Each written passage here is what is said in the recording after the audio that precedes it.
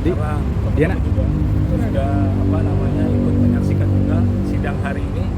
Agenda sidang hari ini adalah pemeriksaan para saksi, yaitu kan saksi korban, ada saudara Erni dan juga Agus Salim, beserta tadi dihadirkan juga saksi dari penyidik, yaitu penyidik dari Polsek Cengkareng.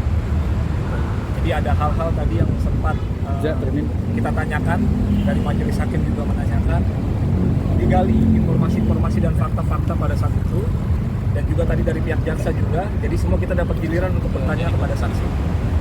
Tujuan menggali keterangan-keterangan tadi adalah bagian dari proses untuk kita melihat sebenarnya secara utuh kejadian pidana ini. Ya mungkin itu ya agenda hari ini, fokus pada pemeriksaan saksi tadi. Bang, tadi sempat menekankan beberapa kali perkataan Agus ke Aji sendiri, seperti apa yang tidak sesuai? Iya, jadi ada beberapa keterangan yang disampaikan oleh saksi Agus pada saat BAP itu tidak sesuai dengan apa yang disampaikan tadi dalam proses pemeriksaan saksi.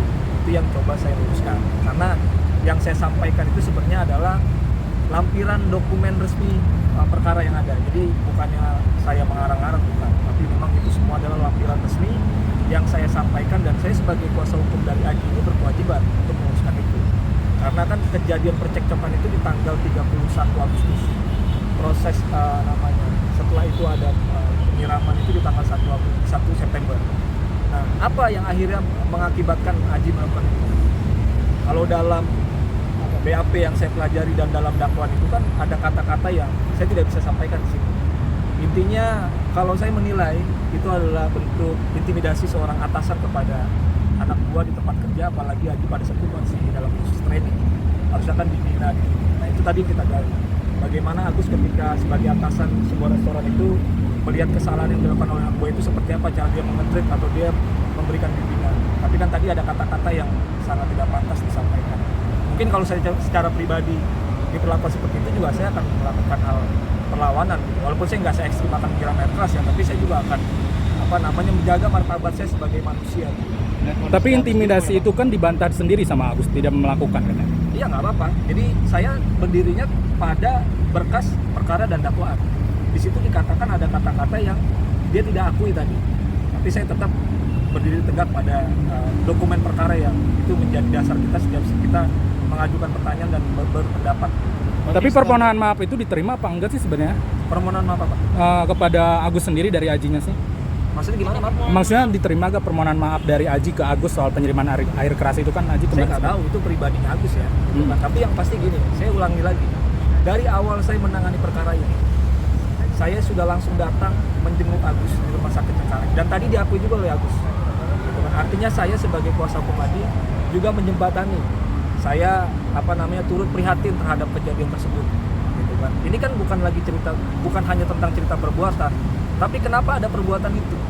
Nah ini kan pidana ini kan harus mencari materialnya. Kita harus mencari mens rea, sebab akibatnya apa. Nah itu yang tadi coba kita gali dalam persidangan. Tapi kalau bicara masalah pribadi, ya berulang-ulang juga saya katakan Aji sudah sangat menyesali perbuatan ini. Dan permohonan maaf itu sebelum rame-rame ini ya saya langsung datang juga pada saat itu menemui Agus langsung. Tadi Agus juga mengakui itu. Bang, tadi Aji sendiri mengutarakan apa yang dikatakan Agus itu ada beberapa poin yang tidak benar. Apa aja, Bang? Apa Aji? Ya, Tadi. Jadi Aji menganggap sebenarnya pemantik percekcokan di tanggal 31 Agustus itu ya itu diakibatkan karena tadi kemarahan Agus terhadap Aji. Jadi ada kesalahan order tadi customer yang akhirnya ditegur oleh Agus, gitu kan. Nah Aji ingin memastikan itu orderannya ke customer tapi ditahan oleh Agus. Seakan-akan Aji ini akan marah ke customer, padahal bukan untuk marah-marah customer, tapi untuk memastikan apa orderannya gitu kan. Tapi di situ Agus seakan-akan memang sudah menganggap bahwa Aji akan marah-marah dengan customer itu. Nah itu yang akhirnya menimbulkan percekcokan tadi. Jadi kalau saya berdasarkan dokumen BAP dan perkara dan dakwaan yang ada, sepertinya pemantiknya memang percekcokan tadi diakibatkan oleh Agus. Terlepas dari setelah tanggal 1 September ada penyiraman itu ya, tapi kita mundur tanggal 31 itu. Terus ada lagi apa aja, Bang? Tadi Ada berapa poin, Bang? ada berapa poin tadi Aji Dibantah oleh Aji. mengutarakan? Iya, yang dibantah itu kan tadi kata-kata yang disampaikan oleh Agus pada saat itu kan tidak sesuai, tidak lengkap lah, gitu kan. Saya bisa sebutkan di sini. Boleh bang, Itu ada kata tai, anjing, bangsat lu, gak becus, pulang sana. Ini bukan kata saya ya, tapi di dokumen perkara. Itu yang kata-kata itu dilontarkan oleh Agus kepada Aji. ya, Itu menurut dokumen BAP yang disampaikan Agus kepada penyidik atau Aji kepada penyidik? itu dokumen yang disampaikan dari Aji kepada penyidik dan langsung ditranskrip, ditaruh pada dakwaan jaksa. Nah itu yang akhirnya saya coba mengulas itu kepada majelis di hadapan majelis hakim gitu kan. Ada kata-kata gitu gimana? Oh tapi setelah melihat Naikin. kondisi Agus sekarang, Aji sedang Gak bisa diedit gimana? kami juga nih, dan kondisi yang sekarang memprihatinkan sekali nih. Ya kalau Aji secara personal ya, karena mungkin siapa yang tidak tergoncang gitu kan melihat akhirnya dari perlakuan yang dia lakukan itu mengakibatkan seperti tadi ya. Karena saya juga baru melihat sepertinya dalam satu momen bersama nih baru ini antara Aji dengan Agus kan setelah kejadian itu kan. Karena kan sebelumnya mereka tidak pernah bertemu lagi. Saya lihat tadi juga Aji agak sedikit bergetar gitu ya kan, agak dekat sama saya dan dia juga seperti ya nangis juga melihat kondisi Agus seperti itu. Jadi kalau secara pribadi ya sangat menyesal. Kalau penyesalan sangat menyesal, itu berulang kali saya sampaikan. Dia sangat menyesali perbuatannya dan memang ini tidak pernah dibenarkan. Tapi yang pasti tadi kita harus coba melihat secara utuh dulu. Kenapa kejadian itu bisa terjadi? Apa sebab akibatnya?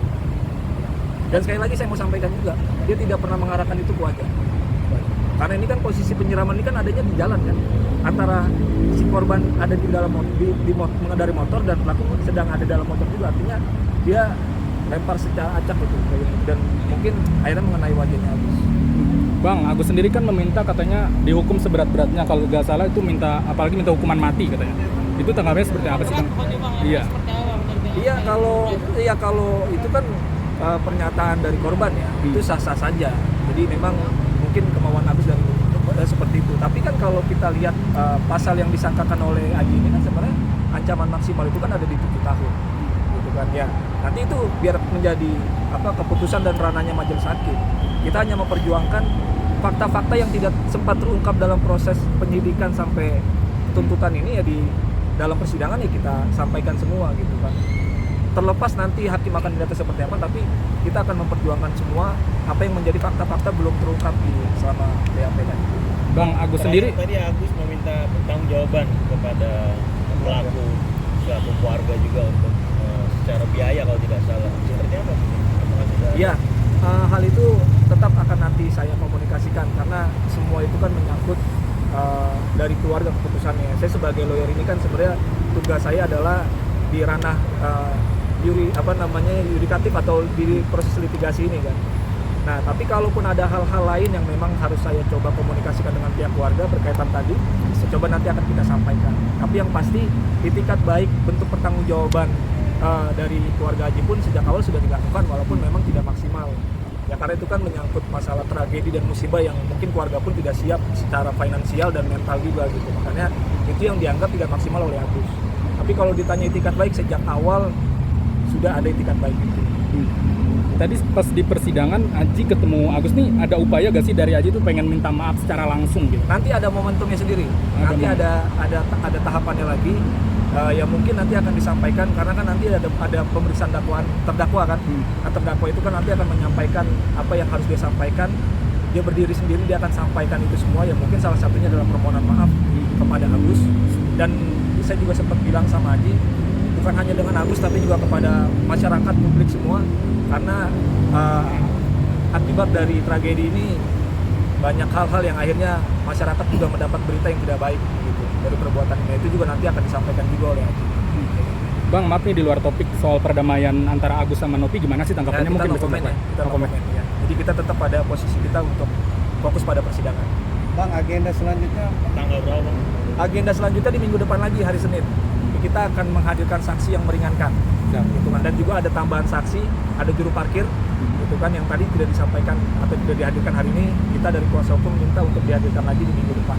akankah sahabat atau teman sekerja Aji akan dimintai Hadir itu, Pak. jadi Ada kemungkinan, tapi kita belum ke sana. Saya punya waktu 1 minggu dengan tim untuk mengobservasi dan juga kita akan coba menyiapkan apa yang harus kita dan siapa yang harus kita hadirkan nanti di agenda sidang. Berapa orang Bang rencananya?